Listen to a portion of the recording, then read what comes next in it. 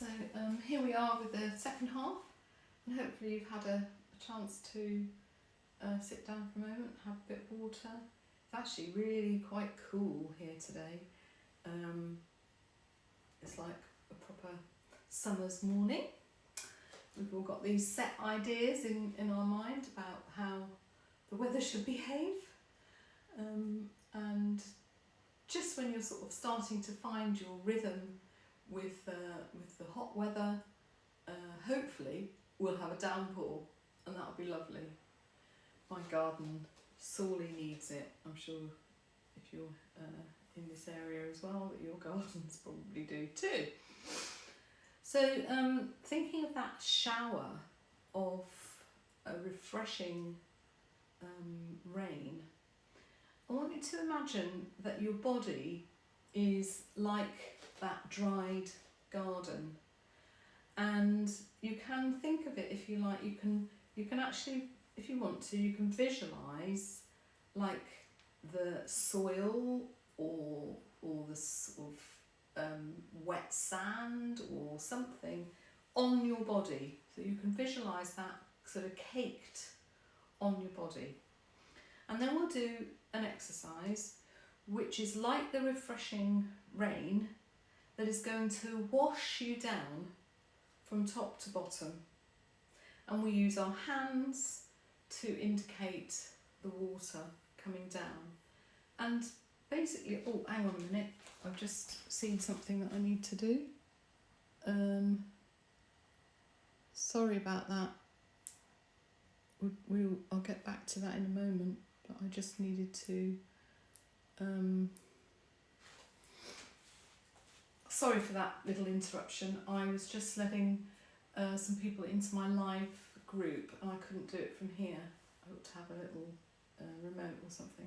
So we'll just begin with that again. So we were thinking about the body being, well, I was saying about the garden and how dry and caked the mud is in our gardens, the soil, everything is starting to sort of shrivel up, and soon we will have a refreshing shower of rain. So we're using that analogy, and we're going to imagine the body with this layer of dry mud, if you like, that we know what happens when you add water to that. It immediately does wash off, wash down, cleanse. So with our hands, I want us to dip into this ocean of clear, cleansing water and lift it up with a big breath to above our heads. And then using the hands to guide our mind, feel that refreshing shower as it washes over the body and takes all of that dryness and stillness down, down, down, down to earth, to ground. And if you felt refreshed by that, then maybe you can do it again. So we dip into that water, that ocean of clear water, and we use our hands as the shower to just cleanse and soften that caked on mud. So we're using that to just link into the body, if you like. But this is a good time of the year to maybe do that. Sorry, I'm just going to have a drink. That was just a little exercise because of my mind went to the garden. So here we go with, I'll just double check that there isn't, I don't think there is anyone else trying to join. No. Okay, that's fine. So we're going to do an exercise that most of you will be familiar with, where we relax our shoulders, relax our body, And just breathe softly for a moment. We just centre our beings. And you can wiggle your toes and wiggle your fingers. And just gently place your tongue onto the roof of your mouth, just behind your teeth. Now, only if you want to do this, because that's just another connected point in the imaginary or not imaginary. It just helps you to feel that connection in your body, in your mind, in your face. So you can place your tongue gently onto the roof of your mouth, just behind your teeth, and just see how that feels. And just keep it there for as long as it's you'd like to. I'm sorry that I don't often say that, but of course I'm chatting away, so I often, it's a different sort of thing, but I do that myself. So place the tongue there, think of the breathing, soften the breath, relax the shoulders, and then in one movement, just lifting that ball of energy up, up, up, up. Breathing out as we let the ball sink down.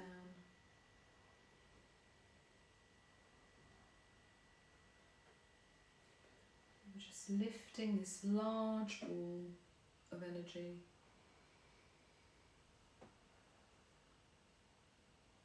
And letting it sink.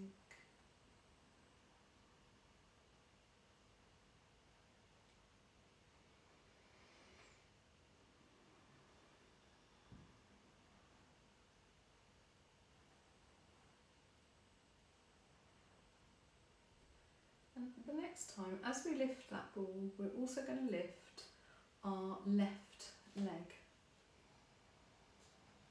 If you can lift it into the air, that's great. Otherwise, don't worry.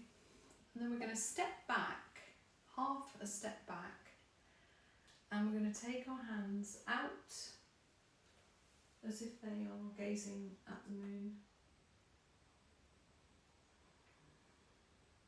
Just take a breath there.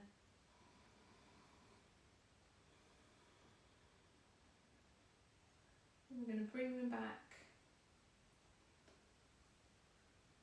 Bring the weight forward and then bounce the ball down.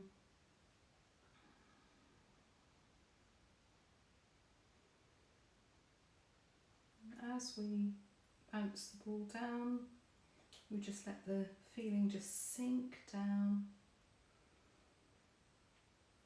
And we're ready now to lift the right leg. And so we need to steady ourselves and lift the right leg at the same time as lifting the ball. And this time go back and gaze at the moon and elevate the left foot. And in this position, just stay here and breathe and relax. And then coming forward,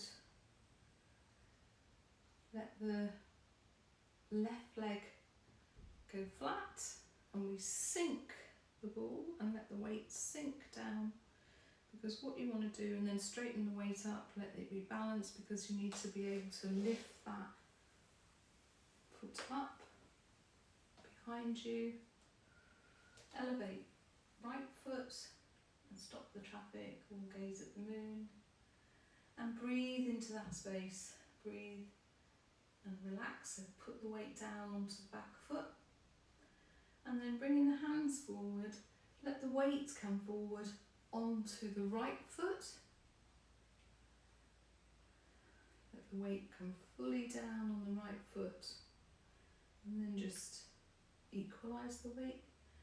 Weight is on the back foot now because you're ready to lift and gaze at the traffic, stop the traffic or gaze at the moon, whichever you like. Elevate left foot, breathe, let let the body sink down into the right foot. And I can't go any further because that's, and I don't know how far you've been able to go. So I've gone back 3 steps.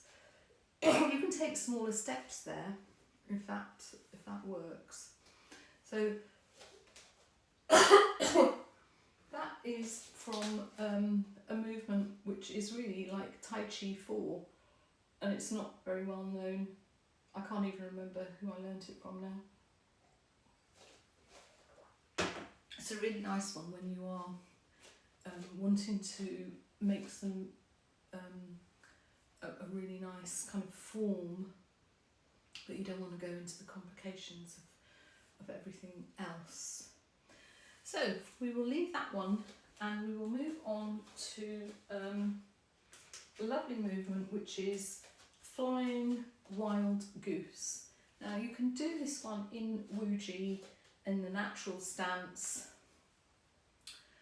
and we're going to let the hands behave as if they are wings and come up high, and then the wings start to flap down. So in this movement we make a thought that we have strength beyond our bodies, if you like.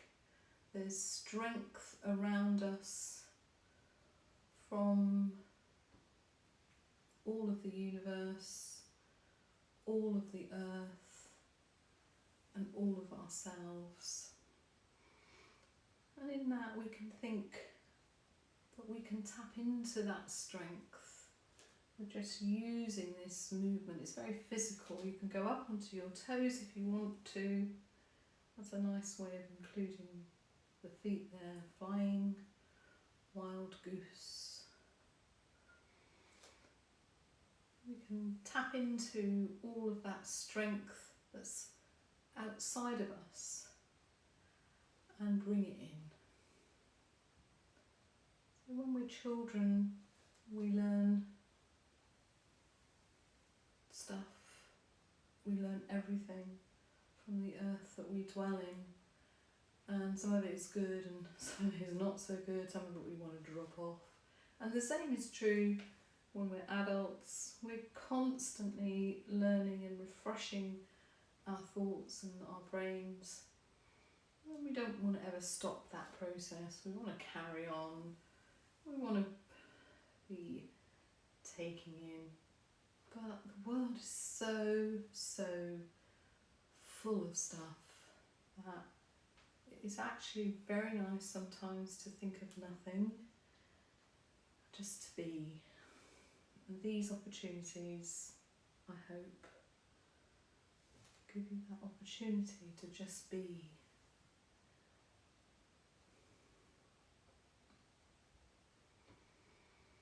Flying Wild Goose from the Shavasana set 2, set 1. When we move that into set 2, sorry, the coughing is still bad. we make the bow stance or the bow stance. I'm never quite sure which one it is, but some people say it's like a bow and arrow, other people say it's like a bow. Whatever you think, doesn't matter. Okay, so lean into the right leg and then very gently bringing the left leg in towards the right leg, not touching the ground, but you can if you want to, and then lift and stretching out while you're still lifted and letting that fall to the ground naturally. So it could be there, it could be there, whichever one you want to. It could be there, so it can, maintaining that strength for your knees. So we let that come forward, and we just allow the body to feel almost natural there. It's not a terribly natural pose, but we're just letting ourselves get into that nice movement there, back and forth.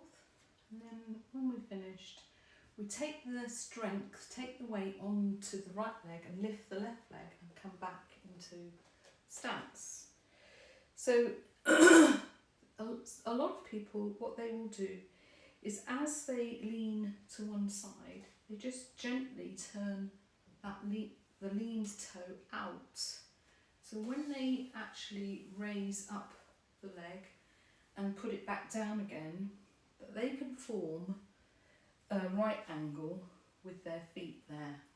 That's probably more technically correct, but you know, you may not want to do that at first. So you just lean over, lift, straighten, and just do it within the anatomy that you have available today. And just let that strengthen you. So your knees are getting strengthened when you do this. Anyone that wants to take that a little bit further can use their bottom step, if they have steps, and you can place the front leg onto the just one step and just do exactly this same movement. So you lift up and put your foot onto the first step, you don't have to put your heel on, and then just going backwards and forwards. That will be very, very good for your knees, your knee strength. Okay, if you've been doing that a while, you might want to step up onto step 2. Who knows?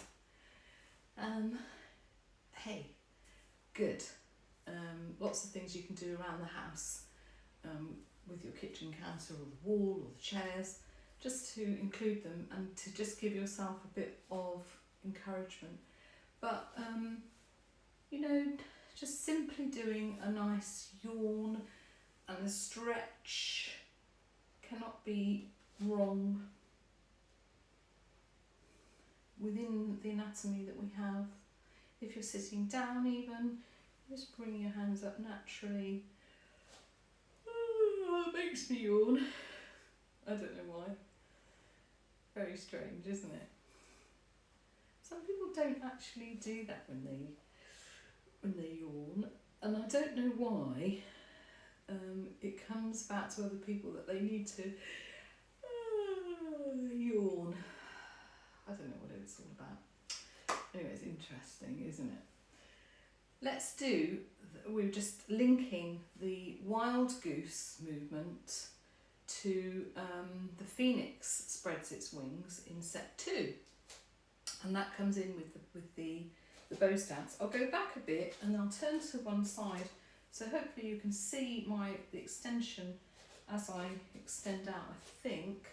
So if I was to extend out there, yeah, that works. Okay, so feet facing forwards, and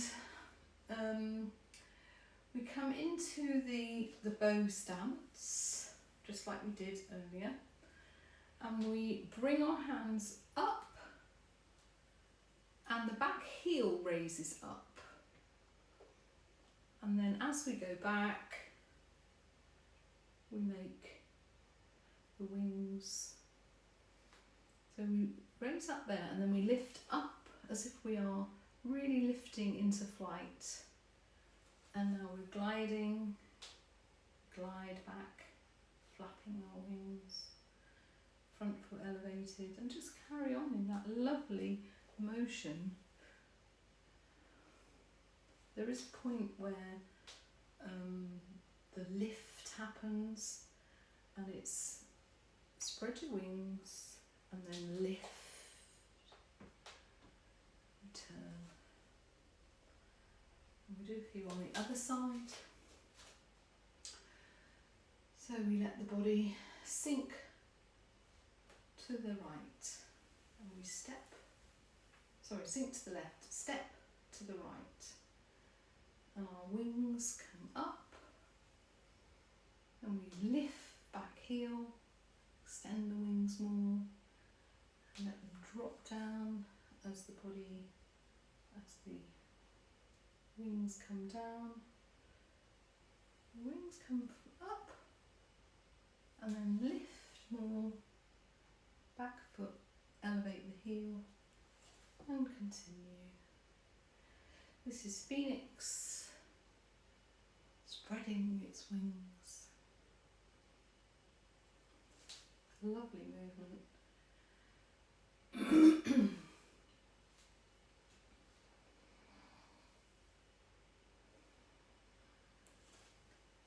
And you can follow the breath and slow the motion. So just slow that down. Link your thoughts of how you're moving, what's happening. Create your dialogue.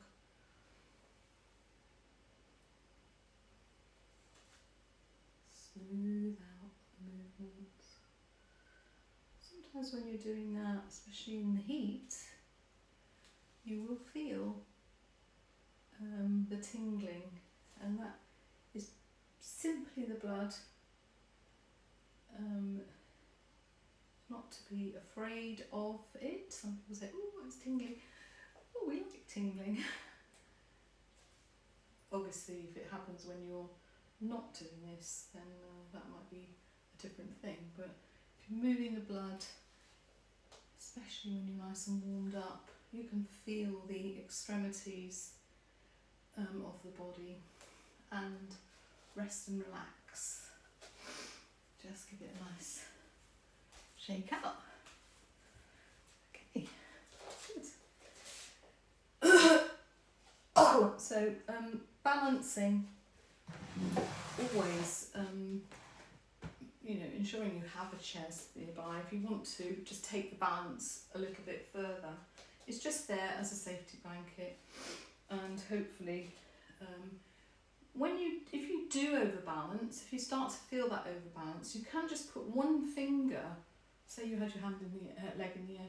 You can just put one finger and just let the body continue to find its balance, because as it's doing that, the body is strengthening all of those muscles that will help you in a situation where your balance, for whatever reasons, falls off. You're strengthening your body to that point. It's always good to feel that, especially when you're trying to play with the grandchildren or the little ones in your family. It's really nice to have a bit of balance, and it helps you to get up and sit down, all kinds of things it can help you with. So we'll do stepping and bouncing the ball. We'll make this our last exercise. So it can be done either same leg, and it's sometimes called puppet hands, because as you raise the hand, you raise the leg, trying to do it in conjunction with the movement of the leg, like a puppet string is attached. So if you can do some of those without the chair, you might want to start just with the heel and coming down, or doing it quite quickly, that's fine as well.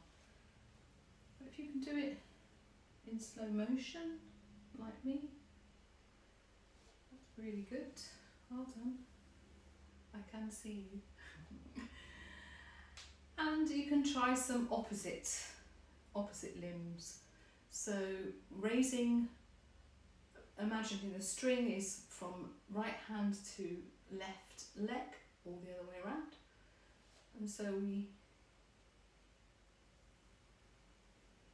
let that string attach.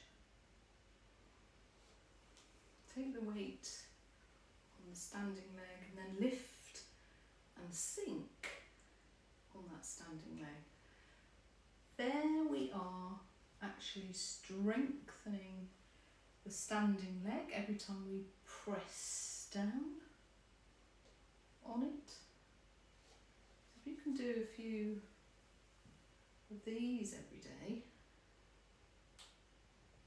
see how when I My hand lifts up, and then we just sink that down at the same time as letting the other hand down, and it becomes this lovely slowed motion.